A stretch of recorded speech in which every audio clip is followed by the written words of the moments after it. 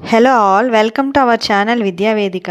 ఈరోజు మనం 27 ఫిబ్రవరి 24లో జరిగిన ఎస్జిటి పేపర్ సెషన్ 2లో ఇచ్చిన తొలగి క్వశ్చన్స్ ఒకసారి విశ్లేషణ చేసుకుందాం. ఇక్కడ మనకి ఒక పద్యం ఇచ్చి ఒక క్వశ్చన్ అడగడం జరిగింది. పై పద్యంలో కవి ఎవరి ఇంట భోజనం చేయవద్దన్నారు? అక్కడ ఉంది చూడండి పద్యంలో థర్డ్ లైన్, భోజనమున్ చేయకము రిపు గృహంబునన్. రిపులు అంటే శత్రువుడు అనమాట. So option 3 correct. Next question అదే పద్యానికి సంబంధించి ఇంకో క్వశ్చన్ అడగడం జరిగింది. పై పద్యంలో అవని అనగా?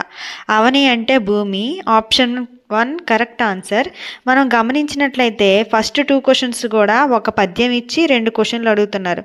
సో ఆ పద్యాన్ని కేర్ఫుల్గా చదివి దాని యొక్క భావాన్ని అర్థం చేసుకొని ఈ 2 క్వశ్చన్లకి ఆన్సర్ చేయాల్సి ఉంటుంది.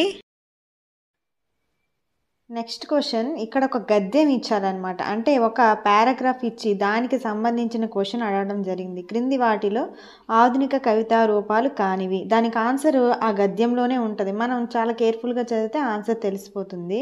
చూడండి, అక్కడ సెకండ్ లైన్, ముత్యాల సరాలు, వచన కవిత, హైకూలు, ఇలా ఎన్నో కవితా రూపాలు చూస్తామని ఉంది. సో పై వాటిలో లేనిదేంటి? కావ్యాలు. సో కావ్యాలు అనేది ఆధునిక కవితా రూపం కాదు.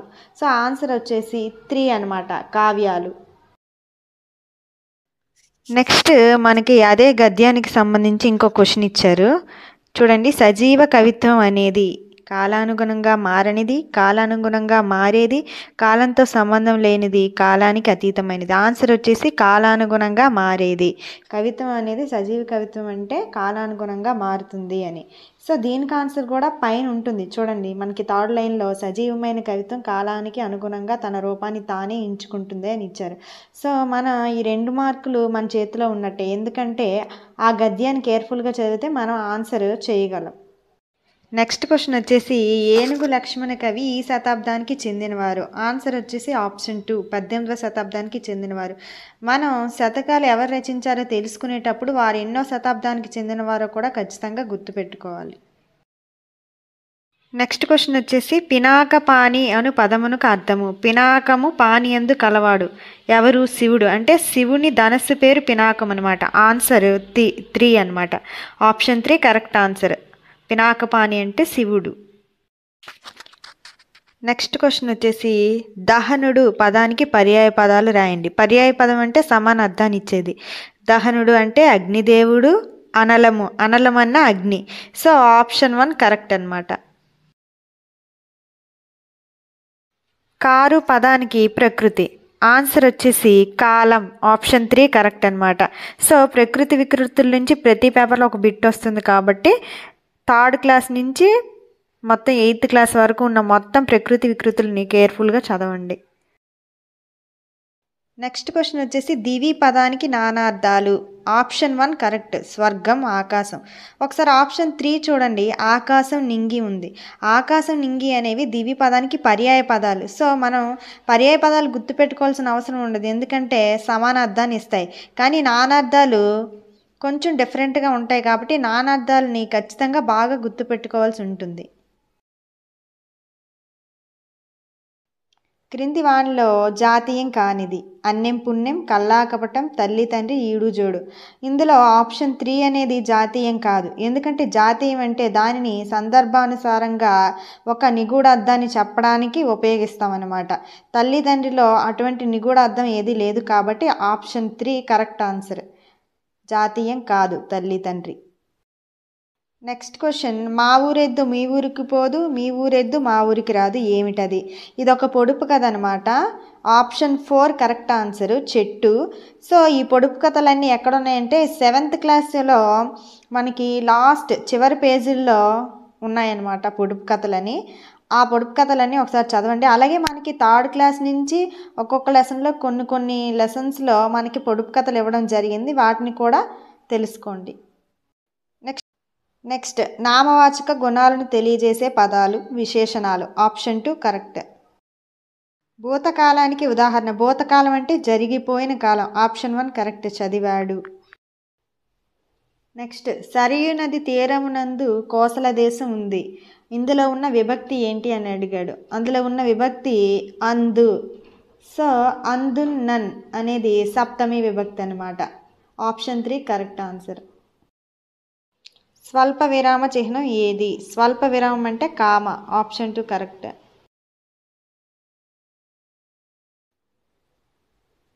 నెక్స్ట్ క్వశ్చన్ వచ్చేసి నిత్య బహువచనానికి ఉదాహరణ. నిత్య బహువచనం అనగా ఏకవచనం లేనిదనమాట. ఏకవచనం లేనిది ఏంటి? పై వాటిలో పెసలు. So option 1 correct. ఎందుకంటే పెస అనం కదా, పెసలుకి ఏకవచనం అసలు ఉండదు. సో పెసలు అనేది నిత్య బహువచనం. Option 1 correct answer. Next question ఒక హల్లుకు వేరే హల్లు ఒత్తు చేరితే అది సంయుక్తాక్షరం. Option 2 correct. ఒక హల్లుకు అదే హల్లు ఒత్తు చేరింది అనుకోండి, అప్పుడు అది ద్విత్వాక్షరం అవుతుంది. ఇక్కడ మనకి ఒక హల్లుకు వేరే హల్లు ఒత్తు చేరితే ఏంటి అని అడిగారు కాబట్టి ఆన్సర్ సంయుక్తాక్షరం. ఆప్షన్ 2. ముక్కు సాయంతో పలికే అక్షరాలను ఇలా అంటారు. ముక్కు సాయంతో పలికే వాటిని అనునాసికాలు అంటారు. Option 4 correct. మీరు వర్ణమాల నేర్చుకుంటే ఖచ్చితంగా మీ చేతిలో 1 మార్క్ ఉంటుంది.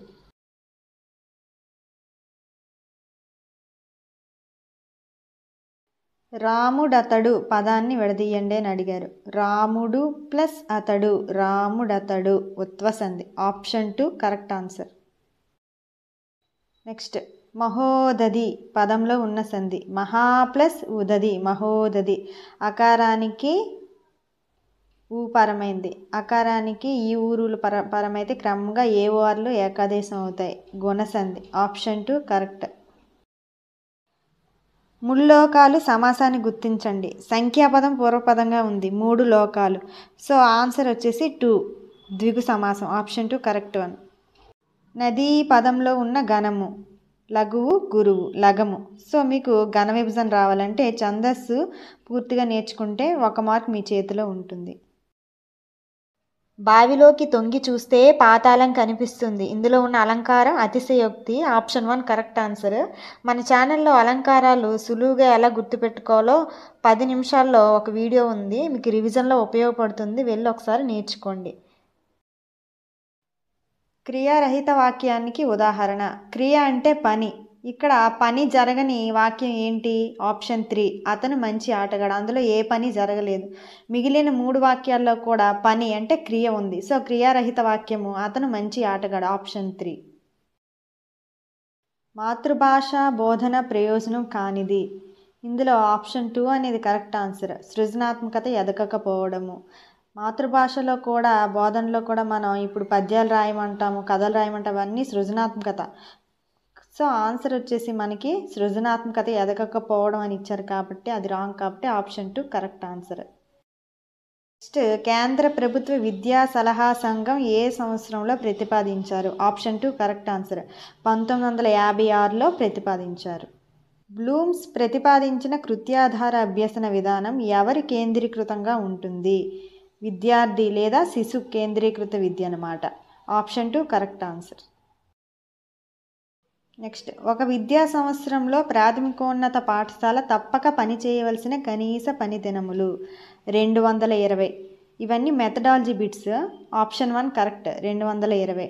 సో మీరు ఈ బిట్స్ చేయగలుగుతున్నారో లేదో చూసుకొని ఏ టాపిక్స్ చేయలేకపోతున్నారో అవి క్విక్గా రివిజన్ చేయండి. దృశ్య బోధనోపకరణం కానిది. దృశ్యం అంటే చూడడానికి ఉపయోగపడి TLM కానిది అడుగుతున్నారు. రేడియో అనేది వినడానికి, చూడడానికి కాదు కదా. సో ఆన్సర్ వచ్చేసి 4th 1 రేడియో. నెక్స్ట్ క్వశ్చన్ చూడండి.